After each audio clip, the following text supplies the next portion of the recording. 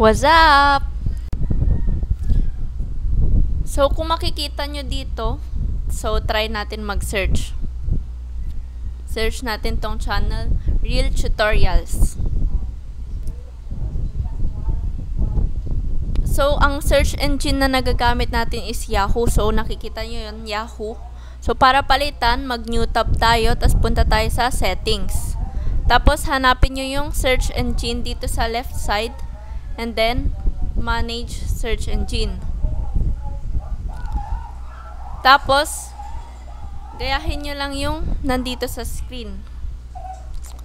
So, ni-remove natin yung Yahoo at ginawa nating default yung Google. So, try natin ulit i-search yung Real Tutorials.